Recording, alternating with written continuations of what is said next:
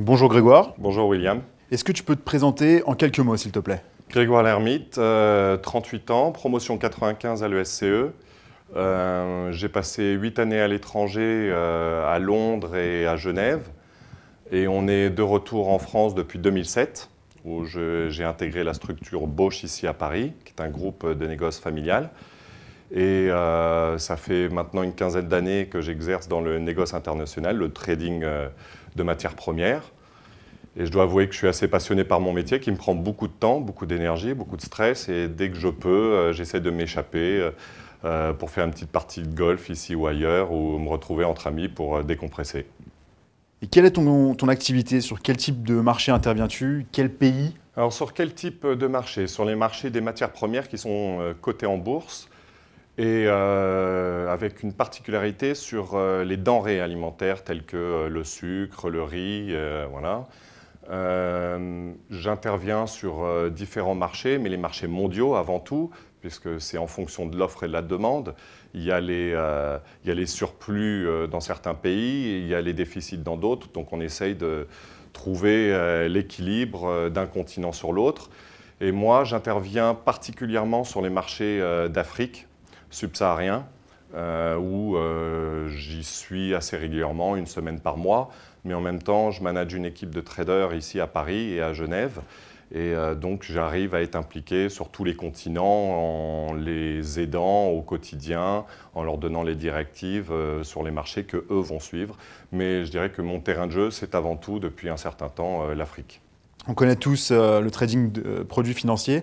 Quelles vont être les différences entre ton activité de trader en denrées alimentaires et le trading de produits financiers? La plus grosse différence, c'est que le trading financier, c'est du papier. On achète du papier, on revend du papier et on essaye de prendre un profit ou de temps en temps, malheureusement, on prend des pertes. L'activité du trading ou du négoce de denrées alimentaires pour des produits qui sont cotés en bourse, c'est qu'on va faire une activité physique de A à Z tout en s'appuyant sur le support du trading financier, les matières qui sont cotées en bourse pour pouvoir se hedger. Se hedger, c'est ce qu'on appelle s'arbitrer. Mais nous faisons des opérations de A à Z. On va acheter des volumes dans les pays qui sont producteurs et on va les amener dans les pays qui sont consommateurs où il y a des déficits. Donc on va faire de la logistique interne au pays de sourcing, où on va amener de l'usine jusqu'au port, on va stocker au port, on va financer des stockages, ensuite on va amener des bateaux, on va charger des bateaux, les amener à la destination, décharger les navires et de temps à autre, en fonction de la demande du client, on va pousser jusqu'à rendu dans son pays, que ce soit à Niamey, à Bamako, donc vraiment à 1000 km du premier port et s'occuper de toute la structure logistique.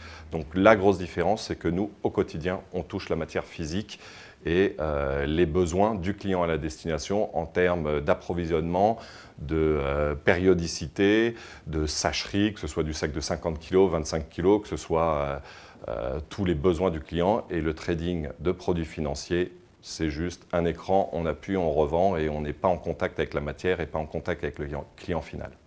Quelles sont les compétences nécessaires pour être négociant en denrées alimentaires? Alors les compétences vont s'acquérir au fur et à mesure de la carrière, mais surtout avant, pour commencer dans ce métier, je pense qu'il faut avoir la volonté de découvrir le monde, découvrir différentes cultures, aimer voyager, être disponible.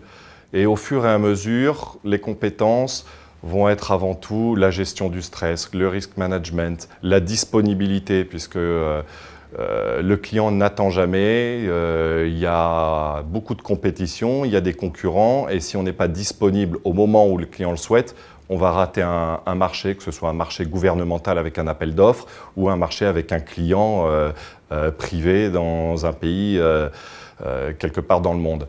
En même temps, au fur et à mesure, on va acquérir des compétences qui est une parfaite connaissance de la logistique, de la finance, des produits financiers, que ce soit des lettres de crédit, des remises documentaires, de la logistique pour affréter un bateau de 7000 tonnes, 15 000 tonnes ou 20 000 tonnes.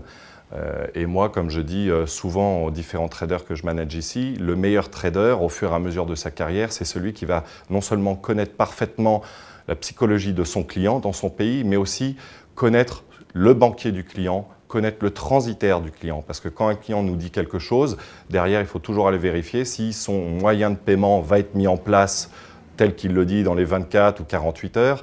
Et quand un navire arrive à la destination, être en contact avec son transitaire pour être sûr que ensuite le post-acheminement va se dérouler comme convenu. Parce que très rapidement, on peut perdre des très grosses sommes d'argent si il y a un petit grain de sable qui se met dans l'engrenage. Et aussi, la compétence primordiale, c'est le travail en équipe. On est tous les maillons d'une chaîne. Et s'il y a un maillon qui est faible, et bien dans ce cas-là, le processus ne va pas marcher et on va se retrouver tout de suite dans une situation où on va perdre jusqu'à des millions. Et il faut avoir une prise de décision très rapide dans une gestion de stress et de risk management. Merci beaucoup Grégoire pour toutes ces informations. Est-ce que tu as un mot pour la fin peut-être? Oui, je dirais qu'au départ, c'est méconnu comme métier. Moi, j'ai eu la chance très rapidement après mon diplôme de l'ESCE d'atterrir dans ce métier-là. Je ne savais pas ce que c'était et au fur et à mesure j'ai évolué, j'ai connu différentes entreprises et différents produits. Avant tout, ce métier, c'est du commerce, du négoce, de la logistique, de la finance. Et je pense que toute personne qui a la volonté d'avoir une carrière à l'international et aussi une mobilité à l'international, puisque les plateformes de trading sont à Genève, à Londres, à New York, à Paris. Et il faut se lancer là-dedans, ne pas hésiter et au fur et à mesure construire sa carrière, gérer sa carrière. Et c'est un métier qui est fabuleux, dynamique. Et tous les jours, quand on arrive au travail, on va se demander ce qu'on va faire. Et puis il est 19h, 20h et ça y est, la journée est passée et on ne l'a pas vu passer.